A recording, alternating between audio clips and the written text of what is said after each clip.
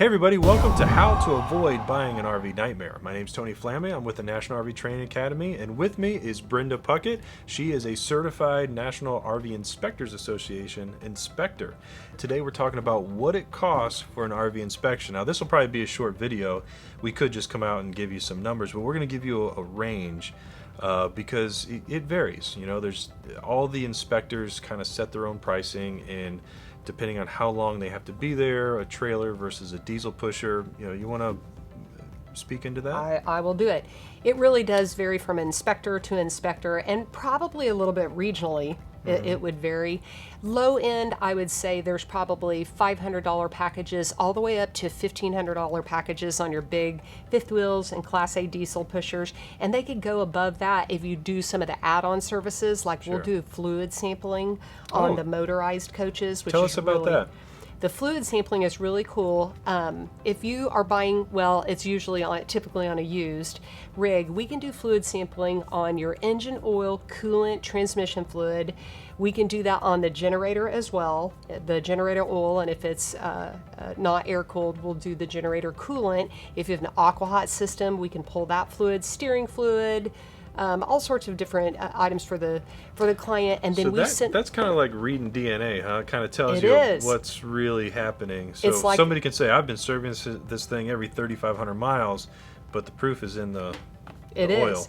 And it is like a blood test for your RV. When I did fluid sampling on my own RV while I was getting certified, unfortunately, I found out a really high level severity of mixture between coolant and transmission fluid in my engine. Oh, so there's some I leak somewhere. never would have known that. And we stayed up on all of the fluid changes, and so did the previous owner. But you wouldn't know those until we did that sampling. They get sent to a special lab that deals with the transportation industry as well as the RV industry and automotive industry, and you get a fantastic report back. So those things add on. You can do all sorts of add-on services, and it could take it upwards to $2,000 if it's on one of those big fancy So rigs. when people are comparing a home inspection to an RV inspection, how do you explain because a home inspection is a little different. How do you explain the cost difference between the two? I'm glad you asked.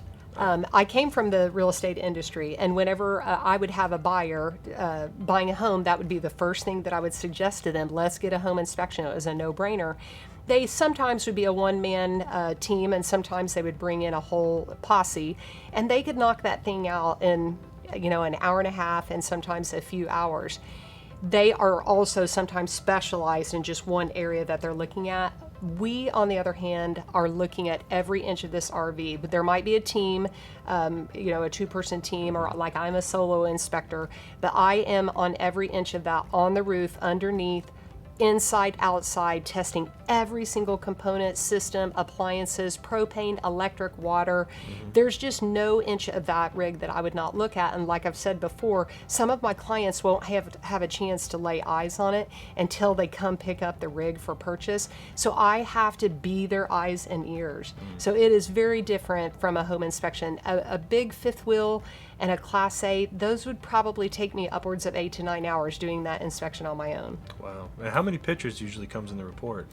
The pictures vary depending on the package that you would purchase. A premier level would have 80 to 100 minimum. Sometimes I have upwards of 125, 150 pictures and videos. They might have 360 images in there. We take a lot of photos and videos, like I said, just to help our clients know exactly what we saw.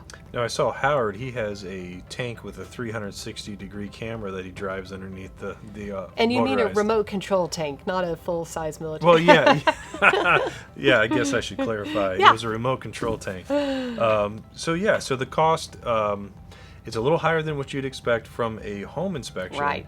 But you're doing a whole lot more. Oh, you get what you pay for and more. It's intense. Now, what would you say?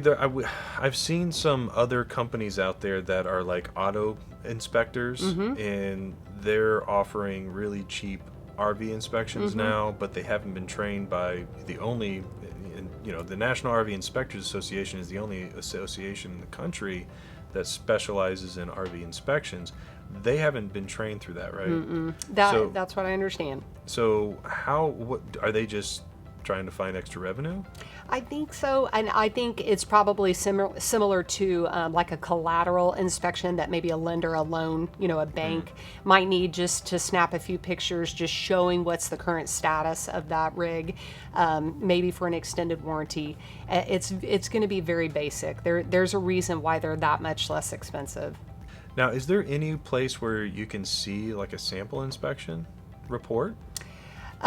Probably any of the inspectors that you would talk to as far as through our association. We either have those on our website, or they could send you a sample of that. That's not uncommon for us to do that. They're Okay. intense, and like I said, they're interactive, so they have links for you to jump around and see live photos and live videos. Oh, that's it's neat. really cool. It's not just a printed PDF. So I guess the first step would be go to nrvia.org Right. /locate, Right. find the inspector near you, reach out to him, say, hey, can you shoot me some sample inspection reports? I want to see what I'm getting for the money. Exactly. And then maybe they could do the same thing with the other guys and then Oh, and compare apples to and apples. then realize. I agree. So on the next episode, we're going to talk about the most surprising, nightmare, hair-raising things that Brenda has seen on an inspection. So stick with us, and we'll see you on the next episode.